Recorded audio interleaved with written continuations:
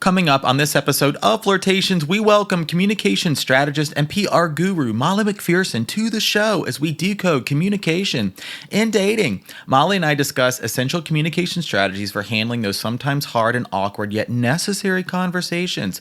Conversations like how to talk about past relationships and what to say if you maybe need to end things with someone. We'll explore ways to know if someone is being honest with you through how they communicate, the power of intentions, and of course, share some clever flirting strategies you can use in your dating lives right now, such as how to say, I like you without saying, I like you. All of this and more awaits you inside this episode as we decode communication and dating, y'all. All right, flirties, let's meet Molly. I heard you wanted to flirt. I heard you wanted to flirt. I heard you wanted to flirt. Hello, my name is Benjamin. I'm the flirt coach and a gay Libra. Everyone has an inner flirt. Hey, flirty. Live, laugh, flirt. Work the flirt. Work the flirt. Delulu is the Salulu. Expert on the flirt. Hey, flirty. There's always another flirt. Everyone has an inner flirt. Get out of your head and into the flirt. Flirties, I am pumped for this conversation today as we have Molly McPherson on the show, a crisis communication strategist and host of the PR Breakdown podcast, to have a discussion with us about decoding communication. Molly, welcome to the show. That sounds like such a academic phrase for how we're describing the show. I want to decode and get down and dirty with you, Benjamin. We are going to do it as I have been just following you for a hot minute. Love all your content. But for the flirty that is maybe getting to know you for the first time today, through this episode, if you could share a little more about yourself, what you do out there in the world. Well, this sounds so boring compared to what you do. Well, we're both coaches. Okay. We are. Like, yes, I consider myself a communication coach. I help people and their institutions go through a crisis. You know, I've been working in media and communication my entire career. And for the past, 10, 15 years, I've been focusing on crisis communication work. And a couple of years ago, I hopped on TikTok, which opened up my work to a lot of different sectors. And some are very interesting because now it's more entertainment. There's more of a crisscross between what you see online and the work that I do. So it's been really fun. Yeah. And I'm so glad you jumped on TikTok. That's how I found out about you. And you're one of my favorite pages on that platform as you break down, right, the celebrity statement, the apology, maybe the denial. And so as I was thinking here at Flirt Headquarters, which I do from time to time, how to blend your work and overall the communication, because communication, if you're dating and even if you're not, if you're in a relationship or taking a break, communication is everything. It is going to be central and paramount to your relationships and to your ability to make those connections. So we're going to be getting into communication today in some really fun and interesting ways. Yes, but you have to. I'm noticing right now, your podcast has a little different energy than the TikTok. So we can't make this boring and about just boring comms because believe it or not, I'm going to tell you that our work or our content is quite similar. On the surface, people wouldn't know that, but deep down, it's actually quite similar. Yeah. How so? What do you think some of the similarities are? That's a great question. I'm so glad that you answered that follow-up question because I work in the professional space, right? Like I work with institutions, I work with leaders, but in my calls and in my sessions with people, I'm doing interpersonal stuff. We're just doing counseling. It's like therapy. Everything is personal. So that's what makes it interesting. You do the same thing. You just offer tips to people to help with their conflict, and their conflict happens to be dating. That's right. I do my best to help them flirt, Molly, to flirt and put themselves out there to make connections. So I think this is a perfect place to start the conversation today as we can focus on some of those interpersonal skills. So let's say you're on a date or you're into the dating process. It could be a first date, a fifth date. What are some ways, to develop some of those conversational skills without it being an interview? Because I hear a lot from daters, right? I don't have one more like, how are you? How was your day? Kind of conversation in me. So how can we help that dater? I just finished an interview with NPR, and it was about the cuffing season. Yeah. Because that's what we're in now. That Absolutely. people will date in the fall till around Valentine's Day because they want to be coupled, through the holidays. And they had asked me a question about dating, but I'm a Gen Xer, so I always have to ask, like, who is our audience? Like, are we talking about older people, second time dating, millennial, like Gen Z, because it's all different, or is it all across the board? I would say I say generally the flirty is a lady gay or lover of men, someone that is out there in the world dating the men, although the straights have found their way into the flirt community. So hello to you. I know you're here getting some. I'm one. I was in your community. No, I'm sorry. All I got. The straight men. Oh, the straight men. Yes. Oh, I thought you were listeners. Yes. Oh, wait, the straight men are coming in here now? A few, they need some flirting and dating tips as well. Oh, I love this for you. I love this. They're kind of infiltrating your world to get in the back end of it. I like it. They're starting to find their way into the flirt community. But speaking to your question, it's really, I find that there's a range of ages from early 20s all the way to 40s, 50s, and 60s. I seem to be reaching daters that have been in that long-term relationship, maybe a marriage, and are now finding themselves single again in their 40s, 50s, perhaps beyond. Yes. Or sort of, I did an episode on this, the quote unquote late bloomer, right? The person who was maybe focusing on their career or is coming out of a community, a society where they didn't feel comfortable or they couldn't be out. And so now they're dating for the first time at a kind of later stage of life. So it's really a nice cross section of daters in the flirt community. You're referring to a lot of different daters, but it all comes down to the same problem. And they don't know how to effectively communicate to get their best self front and forward. And no one wants to put out the wrong impression. So I guess it doesn't really matter where you are in the dating spectrum, if you will. Everyone has the same challenges, and and dating is not that much different than any other conflict you have in life. You lack confidence. There's insecurity, but you have confidence in other areas that carries you. But it's when they intersect, it's like, who do you listen to more?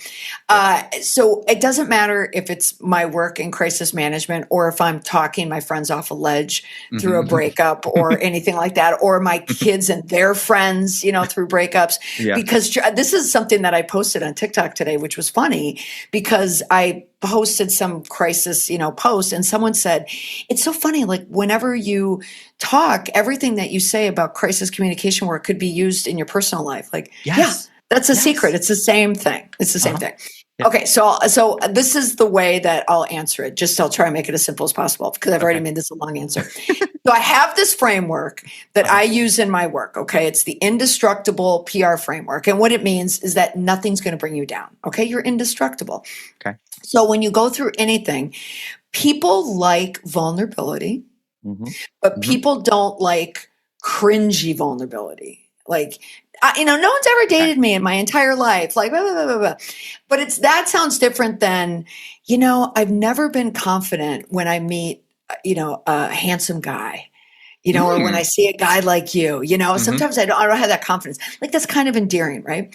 So the first step is always to own it. That's step one, is you own it. So own whatever you might think your vulnerability is, okay? Or kind of that weakness. Like, just show that you are not arrogant, you don't think too much about yourself, but just own something a little, maybe even self-deprecating.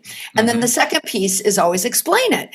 And it gives you time to give your spin. And it could be, a guy like you, you're so handsome. I would never think that a guy like you would think that I'm good looking, and the reason why is because I've always dated blondes, and I always thought that only blondes are attracted to me. But so that's why you're such a handsome dark-haired guy. And then the last step is the promise, and the promise is you kind of leave them with what you're going to do or what you're going to change. It's kind of like your solution to the problem. So it could be, but I would love to find out what it's like to date, a dark-haired gentleman or something like that. It works truly in any type of situation that you're in. Yes, I do. I feel like we're on a first date right now. I know. You know what I mean? People like vulnerability, but they don't like cringy weakness. And there's a difference. Yes, I think that was fantastic. Because a theme I've been playing with lately in my content is like, your dating strategy is honesty, and vulnerability is the new sexy. Like, it truly is. Just bring that into the dating process, no matter where you're at. But I know this is a point of conflict a lot of daters have, where they go into the realm of oversharing, and they go into that kind of cringy vulnerability where they're just putting it all out there. Could be they feel like that's what they got to do, or they're nervous and they're filling the space, or they really want this person to like them, kind of thing. So it doesn't always come from this place of malice or anything like that. But I really like your 3-point strategy right here. So yes, it's a framework, and it works everywhere. Because if you think about it, to be vulnerable is to be very strong and very confident. Yeah. It takes a very confident person to be vulnerable, and people love vulnerability. There is nothing sexier when someone shares with you something that makes them vulnerable, and which is different than weakness, and it just draws people right in. Definitely. The word that's coming to mind is I think of it as an invitation almost, where with the promise part of that strategy, it's an invitation to, okay, are you going to meet me here as we're talking? Are you going to meet me here to, go on that second date, the third date? Where are we? What's happening? Exactly. So another word that it always comes up in my job, to get through a crisis, because that's what I talk about on TikTok. It's just I'll analyze a response, if it's good or if it's bad, whatever it is. But in the end, what it comes down to is you'll get through the crisis if you regain the trust of someone. If someone doesn't trust you, you've lost it. Okay. It all comes down to one word: trust. Dating is the same way. And dating has higher stakes because people really need to trust you, because if you scare them, that's worse. But in the end, that's what your goal is what can I say and what can I do to get this person to trust me? Yeah. Yeah, that's a big one. It's what we're looking for in all of our interpersonal relationships is trust, because trust leads to safety, leads to intimacy, leads to more vulnerability, and that leads to the love, right? Whether it's platonic, romantic, and that's what we're looking for. Yes, because some people were like, "Oh, is this guy going to break my heart, or is this guy going to bring me into his apartment and kill me?" Right? Everybody, it all comes down to trust. Yeah. All right, let's continue. We're on the date. We're still on the date, and a few questions here, maybe 2 or 3 questions that daters could ask their dates, just to open up the conversation or maybe learn more about them, when that's without sort of asking the what do you do for work, or what kind of music do you like, making it more interviewee and having some more fun with it, but still getting the information you're looking for. Well, I am guilty of 1,000 questions. So sometimes I can be like death by 1,000 paper cuts, because it's just who I am. I always ask people. It's the newsie in me. And also a question is a great thing to always fill the air, because people love talking about themselves, and they feel more comfortable talking about themselves. If you never know what to say or what to do, just ask a question. You can ask a question about anything.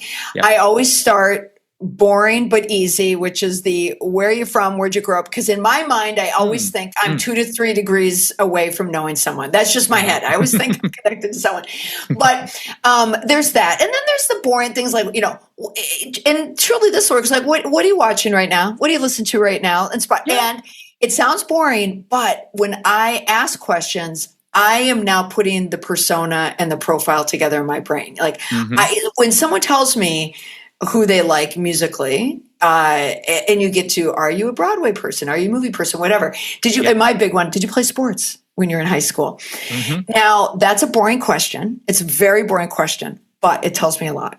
Because like if you're an athlete, for instance, and this is me as a heterosexual female saying this, but then I know like, oh, now you know what it's like to probably have confidence at a young age because you had to perform and you had to do these things.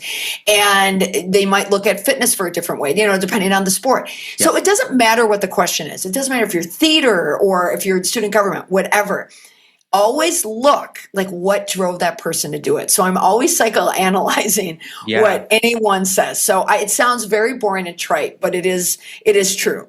But this is a pocket question that I always have when there's a lull in the conversation, and it's this. And I stole it from Ina Garten. Do you know who that is? Oh, the Barefoot Contessa. All day, every day. Of course. Oh my God. Jeffrey. Jeffrey. See, I love her. And she stole this from James Lipton, which was, when you die and you go to heaven, you're up at the gates. Mm-hmm. What do you want? What is the first thing that you want, like St. Peter to say to you when you arrive? Ooh. Right. And that's the answer. You're going to get, someone's always going to go, oh, they're not going to have the answer right away. No, something to think about. They're going to have to think on it. Yes. Yeah. And then it will inevitably, no matter what they say, will be a launching point to another conversation about them. And people always love to talk about themselves. They do. But this is so good because it's like, I think it's with your questions, even if they are the sort of like, your favorite subject in school kind of thing, it's allowing you to get to know someone's motivations a little bit more about who they are. And ultimately, that's what you're looking for. So even with some of those more straightforward questions, like see if you can maybe read between the lines a little bit to just see, okay, who is this person? Who am I on a date with? A lot, like whatever the answer is. Sometimes it doesn't even matter what the answer is.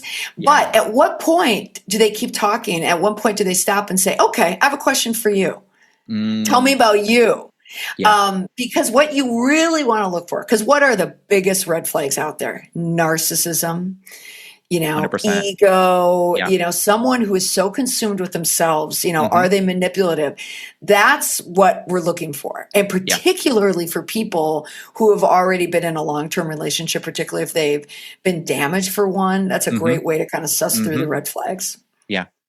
As I'm going to, my question was going to be how to ask those follow-up questions, but I'm just going to follow up your statement with a question. And that is some ways to start to, look at the way people are responding and answering questions to maybe see a little bit more about their character. I think one of the more obvious ones is if someone is just talking over you constantly, never asking you questions, not considering anything you have to say, that should be, I don't care, a narcissist or whatever, that's not someone worthy of another date. They're just... Absolutely. Yeah. And two, like even active listening is different than listening. Are you just talking and they're going, or are they actively listening to you? And active listeners can have conversations, which is important. So what are some ways to develop those listening skills when you're on a date? I'm thinking to the dater that is nervous, that tends to be in their head, that is thinking to, they're not necessarily, they're doing like sort of that passive active listening, but in reality, they're just thinking about, okay, what am I going to say next? I got to fill the space. So some ways just to, listen. Yeah. Okay. So everybody gets nervous, and some people are very transparent with their nerves. Some people are over talkers. They're oversharers. They talk too much.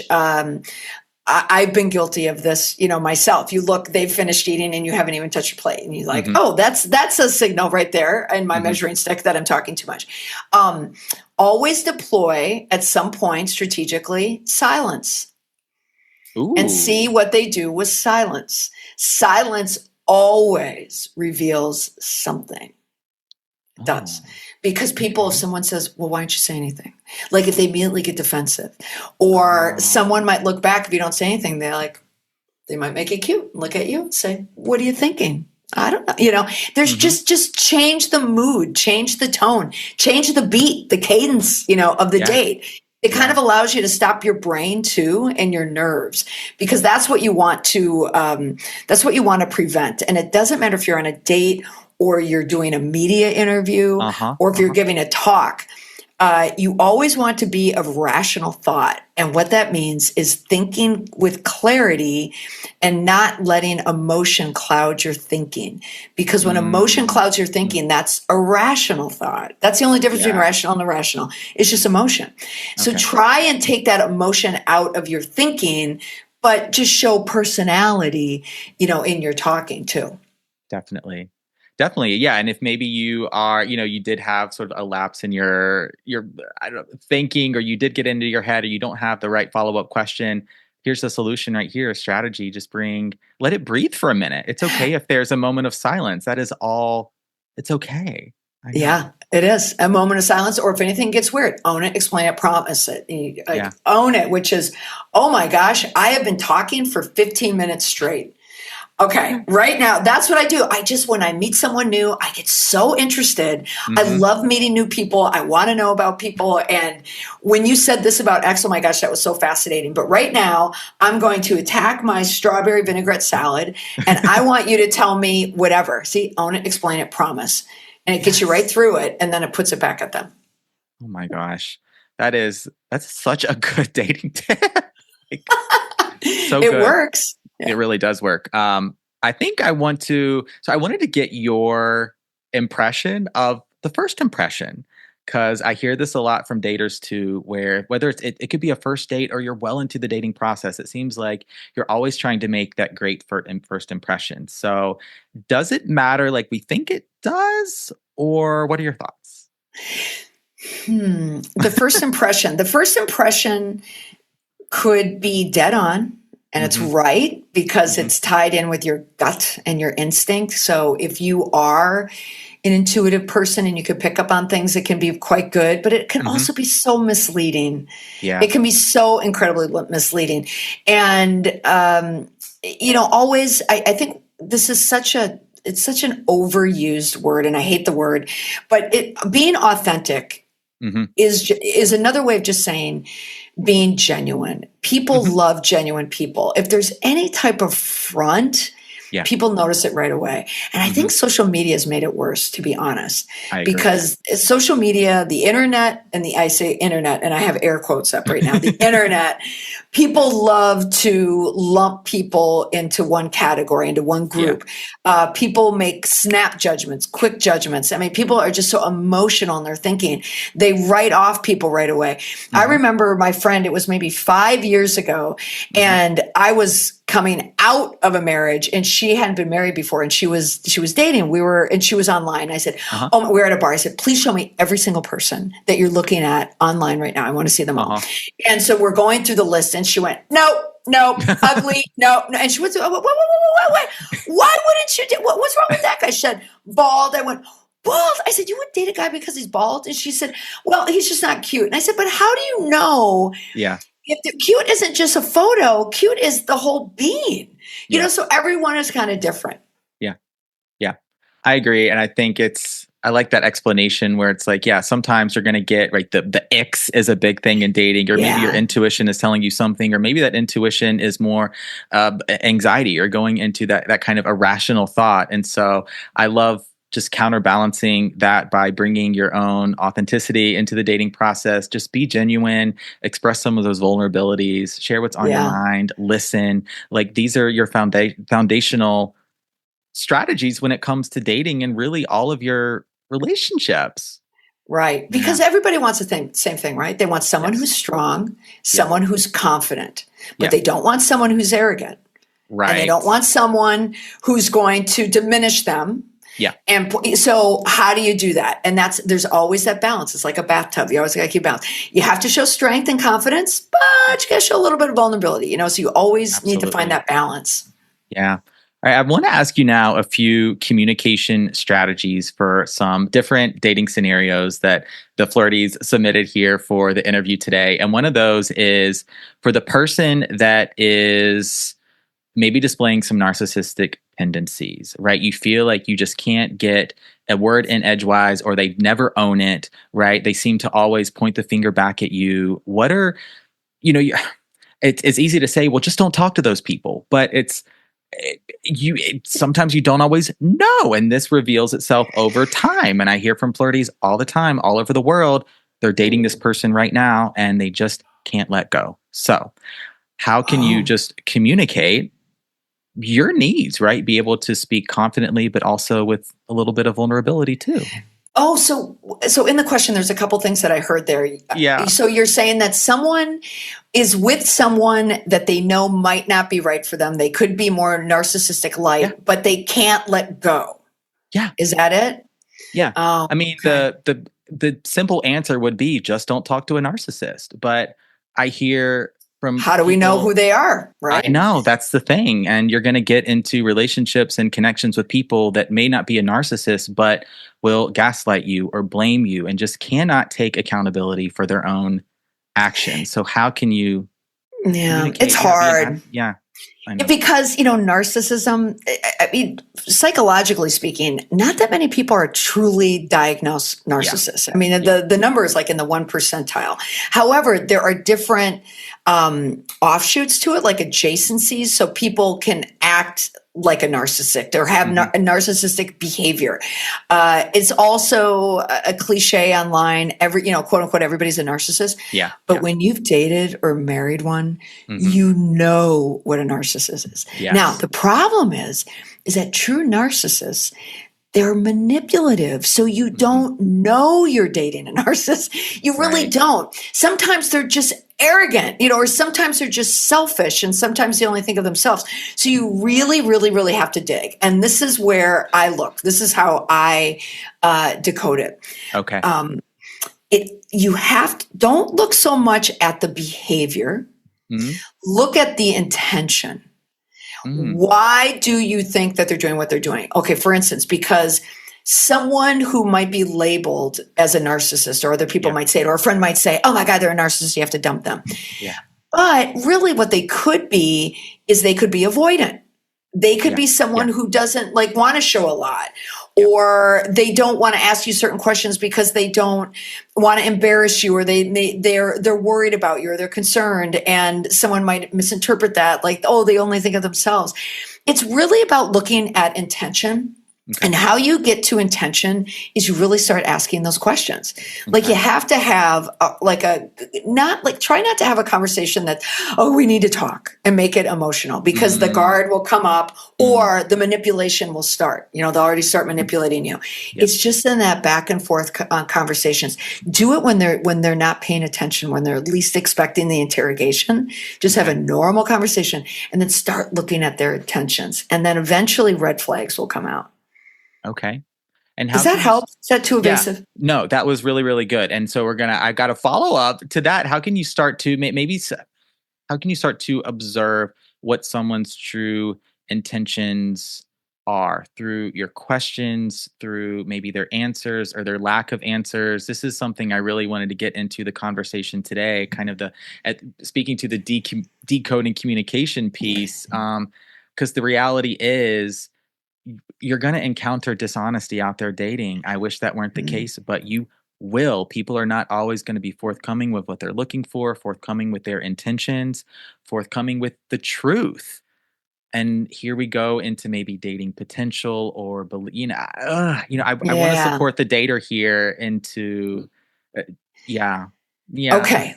So here is a trick. Okay. It's a trick that you can use and think about. So again, it comes straight from my job, but this is what you can look at. So I said, you really want to get and look at intention, because then you can find out, maybe there's a confidence thing here. Maybe it's not narcissism or red flags. Maybe there's some insecurity there that I didn't know. But what it comes down to is that one word again, which is trust. Okay. So you have to trust this person. You don't, if you're questioning it, you don't trust them yet. You already know that you're not trusting it. So listen to that. But try and see if they can trust you. So what that means is if you can gain their trust and they allow you to do that, that's usually a way that you can screen out narcissists. Because a narcissist will never trust you. Because a narcissist is only there to use you. Yeah. So that trust will always be missing.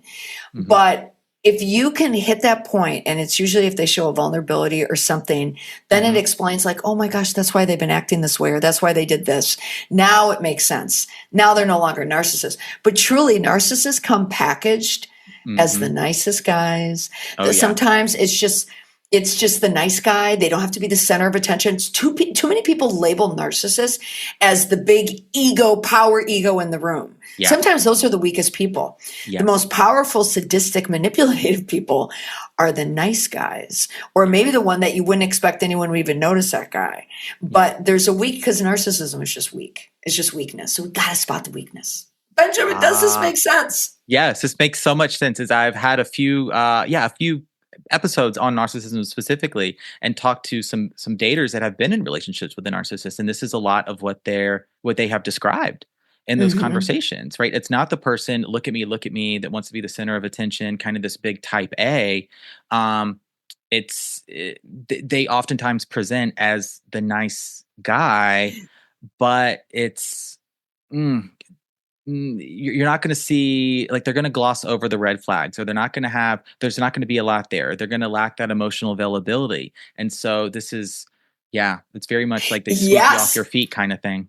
Yeah, and they can. And it's usually not, like you said, the big guy, the biggest, loudest guy in the room. Yeah. It's the guys just standing off to his right. That's the guy. Because they're always sometimes around power. Yeah. They like to kind of glom on. They're kind of sycophants too. Like they like to be around power. Yeah. They like the glow of other people's power because they don't have their own power, because they're all insecure.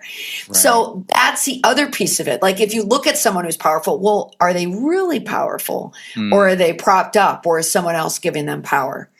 Yeah. I can decode narcissists like the best. So, I think after this episode, the flirties are going to be a lot better at it too, or generally just being able to spot, decode the person that doesn't have that emotional availability, or the depth, or the capacity, or is, just not in it for the same reasons you are. There's that misalignment, that mismatch. So that was one of my goals with this episode, was just to help people look at the intentions, the behaviors, and pair that with some communication tips and strategies to, kind of rationalize between the head and the heart, right? The mind and the feeling. Yeah.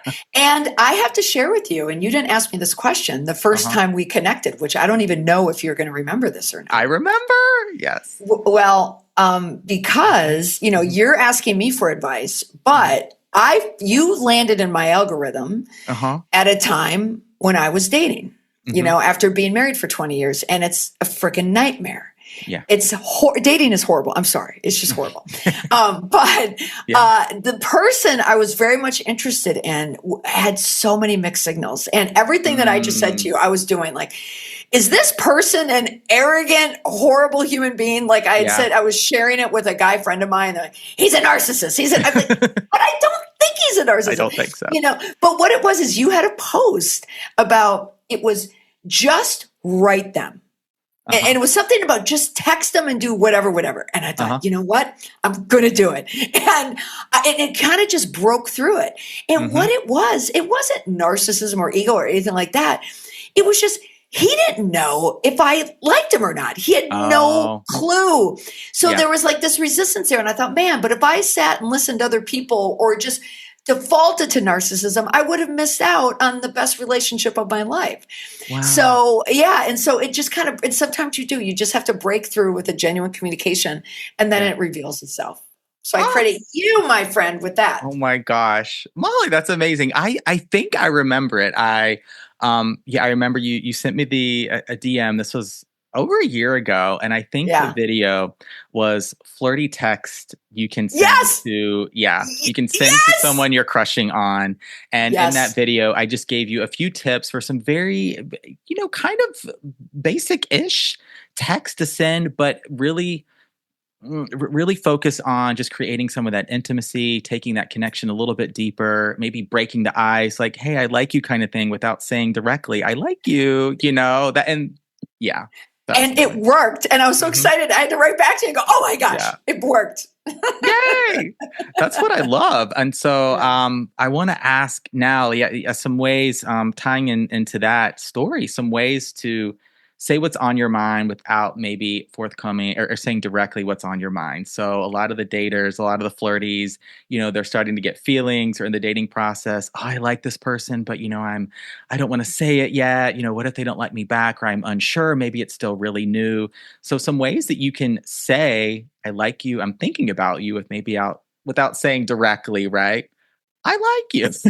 Yeah, well, you're the king of that. My gosh, that's what you're great at. But it's all the same things that I was talking about. Like, once we can move aside the concern, let's say there aren't any red flags there, but we're just kind of stuck in the mud on something. And usually what it is both people have insecurity on putting themselves out there and getting hurt. That's what it comes down to.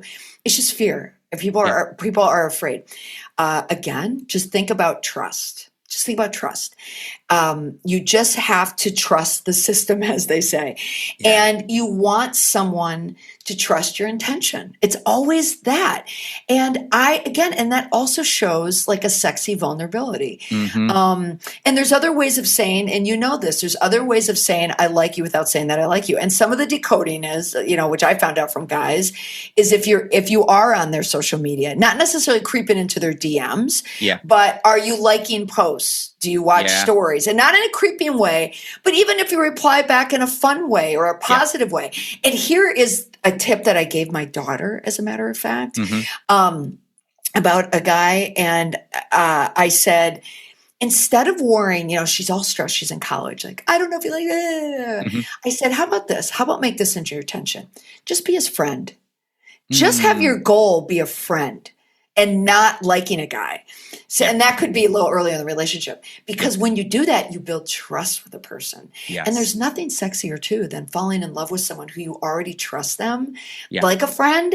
And then the love comes so fast from there. Mm-hmm. So that would be another thing, is just treat him like a friend, talk to him like a friend, and then you can share how you feel. It comes out more easy. For sure. I mean, the foundation of, a romantic relationship, it's going to be, you want to be friends first. You want to be able to enjoy one another's company and have fun. And I think in that video, a couple tips I gave were to reflect back on a memory or a shared experience. Have you all done something together? Did you observe something together? Were you talking about something in your last conversation? Reflect back to that. Bring up a point of connection and reference it again, right? Because you already have something in common at that point. Reference what you have in common. You can build a relationship, a connection on what you have in common. Another strategy, I think, because I rewatched the video, it was a while ago. I rewatched it before recording today. The tip I had was, if you're sort of wanting to hint at the date or something like that, talk about, this thing you've wanted to do, or this place you wanted to go, or ask a question, sort of like, I've been wanting to try a new coffee shop or a new restaurant or a new lunch place. Do you know anything about this place, or what do you think about this part of town? Like, hint, hint, hint. Right. But what else works too is you're letting people know that you're thinking about them. Yes, that's it, Molly. People love that. Who doesn't love that? Who doesn't love that? And if you let someone know that you're thinking about them and they don't want to date you, or they know you're not interested, it's enough of a signal that they're like, okay, now maybe I do have to put the brakes on it, or they want to do more. I think that really is how you get to the heart of it, is telling people that you're thinking of them. Reading between the lines, but your tips are so good, and they're right. Oh my gosh. They work. Well, thank you, because it speaks to intentions, which is something that you mentioned earlier today. Mm-hmm. It's like, your intentions are, I'm thinking about you, I want to spend time with you, or I want to get to know you more, or something, right? You're on my mind. Do your intentions align? Do they not respond at all, or do they sort of gloss over, or just start talking about themselves? Do they seem to not consider it's ultimately a bid for connection, is what it is. Of course. Yeah. Of course. Yeah. You're better at this than I am. I don't know. Really, I try my best, but I love your content so much, because there's so much overlap. There's a lot of congruence. There's so much overlap. And that's why I really wish I could be a paid dating coach like you, because it would be so much fun. And I'm using all the same skills. Yeah. And another word, that we want to take away from the podcast: intention, trust. Yeah. but also like accountability. Yeah. It's like when people can kind of own up to things and, admit certain things, even if they're talking about their past and let's say they were in theater, but they never got the lead, or they played sports, but they kind of rode the bench, whatever. It's if anybody can show any type of weakness, and again, it like has that strength. People in a crisis, like in a communication crisis, if they're going through it, the biggest struggle they have is admitting fault or admitting that they're wrong. When someone can't do that, it's usually because they're wrong. It reveals something, it just really, really does. If someone talks about how strong they are, it usually means they're weak. Yeah. Right? People who can admit they've been weak are strong. Gosh, I so agree. That's another piece of wisdom from this conversation. I've got I think 2 more questions for you. And this one here, this is a dating tip that I got directly from you. Whoa, really? Yes. And so I want to speak to the breakup text or the breakup conversation. If you need to let someone down, it's not working out kind of thing. I get a lot of questions about that. What do I say? How do I word it? And the tip I got from you that is brevity equals confidence. I use that all the time. And so if someone does need to end a connection or a relationship, what do you think? Well, that's so true. The opposite of brevity, is, over explaining.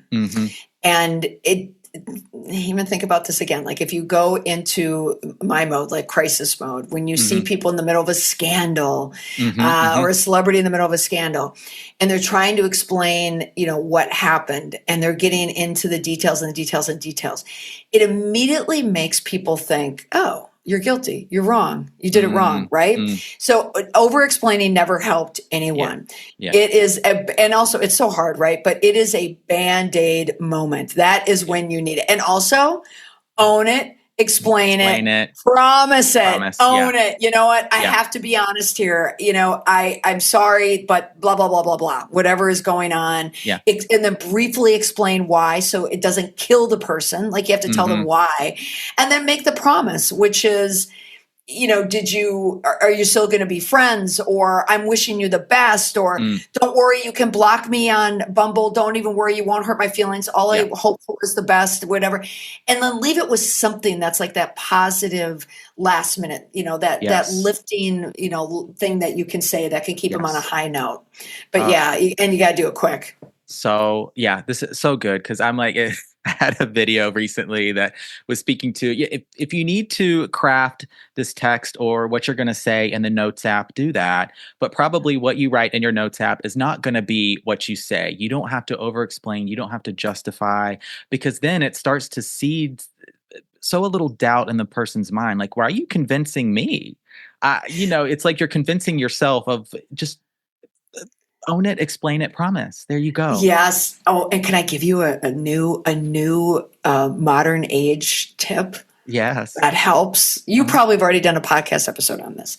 It is the Chat GPT voice function. And here it is. It could put you out of business, but seriously, if you tell Chat GPT, and now it has a voice, so you can do it in your car or whatever, and you just hit it and you say, tell me how to break up with this person in text in 3 sentences. They will say it back. You could pick the voice that you want, and you could keep asking more questions and more questions. Okay, well, what if they're sensitive? What if they ever? And then take it out and then look at it, write it down. And the exercise, why I say to do that, and we of course we want to be genuine, but it's the exercise, because what you're doing is you're thinking with clarity and rational thinking, because it's without emotion. And in breakups, that's what you want to do. You want to take the pain and emotion out and just be direct. And so that's just another exercise that kind of helps you think too. Yeah. Great tip. And there's still, I think they'll still need the flirty gay mustache Libra to encourage them on, you can do it. Oh, yes. Will you send it? Will you do it? And will you hold true to the promise, right? Wish you well. Or when they text you 2 weeks later, hey, what you gonna Exactly. Well, I mean, a mustache gay Libra will always trump a chat GPT. I mean, let's just face it. There's nothing artificial about you at all. But the intelligence is there and the fun and the flirty. Gosh. And you're right. And artificial intelligence can't flirt. No, it can't. Not even with a British accent, I fear. Yes, exactly. This has been so much fun, Molly. Thank you so much for being on. I just wanted to ask you this last one, maybe, something from your work, one of your favorite PR scandals, a favorite apology, or something that comes to mind, maybe a recent story that, you've been working on. Ooh, well, in my work, I can't share who I work with in my job. And there's so many times, my goodness, I wish I could. I really, really wish I could. But my favorite scandals, and this goes back to what we were talking about with narcissism. My favorite scandals are watching it happen in real time. Yeah. And you know that this person will never admit that they're wrong because they're narcissistic or light or whatever. Yeah. So watching people squirm in a scandal, I particularly enjoy. I just do. And they happen a lot in political scandals. Yeah. They happen a lot with strong men. They never, ever want to get in. So I'm thinking this is kind of boring, sounds celebrity, but like Governor Cuomo, after the pandemic, when everybody loved him on television, everyone in Hollywood was lapping him up. Yeah. Another example recently, like I just watched the Ellen DeGeneres comedy special. Even in that, she could not admit that she was wrong. And then I can watch it and predict like, oh, you're not going to go. And so people on TikTok, I get labeled as someone like, oh my gosh, you predicted this and this and this. Like, no, it's not because I'm not that good. I can just predict how a narcissist is going to act or how someone who will never admit they're wrong. It's easy. You can point it out. So there's so many of them out there. What's one going on right now, Benjamin? Like, who do you follow? I can't even think of a scandal right now. I feel like it's just, here in the States, we're so wrapped up in all the politics, right? I feel like the celebrity scandals have taken the back seat for a moment, but it was go ahead. With the Kelsey brothers. There was one recently with, right? Yes. With Jason Kelsey. Yeah. Jason Kelsey with the homophobic slur. Yes. That was bad. That was really bad. That was really bad. But I guess the Taylor Travis thing, we've been dealing with that now for a year.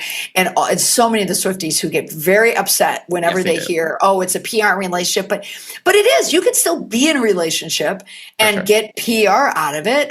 We're all in PR relationships. But that's definitely a good one. There's always something there.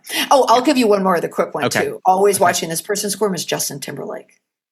Oh, he's like he's doing a lot of squirming recently with the whole with the DUI, right? He got arrested and that was a whole thing. Yeah. Yeah, because something that I said, and I actually said it on a talk show too, which I probably shouldn't have said. But when he got pulled over for the DWI, and he also was caught with another woman. He's already shamed Jessica Biel. So this is a guy who sits on bad behavior a lot. Yeah.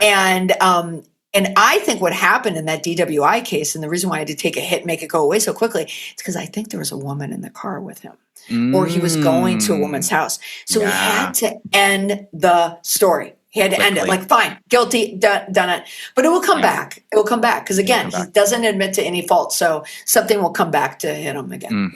So interesting. Yeah. When the celebrity does, right, the Friday news dump or the Friday release, that's I learned that from you. That's don't overlook that. They are trying. Never fails. Never fails. Trying to slide it under the radar, but yes. And on your page, you're going to break it down. Give us what are they actually saying, right, on your podcast, going into it even more. I'm going to send the flirties your way. Molly McPherson, this has been so much fun. I have been just looking forward to this conversation. Thank you so much for being on the show today. Oh my gosh, it was so much fun. It was so much information too, right? But we all want people to be happy and in love and finding their true love. That's the goal. Yes, thank you so Molly. Much.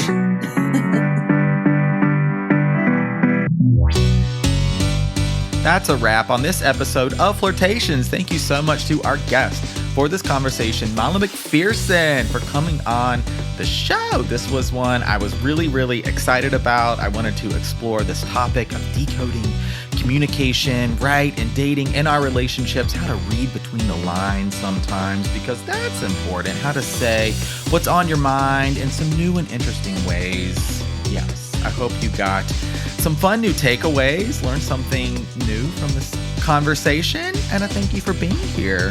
That'll do it for me, Benjamin, the Flirt Coach, and Gay Libra here at Flirt Headquarters. Thank you so much for tuning in, for listening, for streaming. Wherever you may be in the world, y'all know I couldn't do this without you. Thank you. Talk to you again in a new episode of Flirtations very soon, or maybe you want to catch up on a past episode, come on over to one of the social channels, all linked below. Would love to catch up and connect with you there if we're not connected already. Okay, that's it. Have a great day.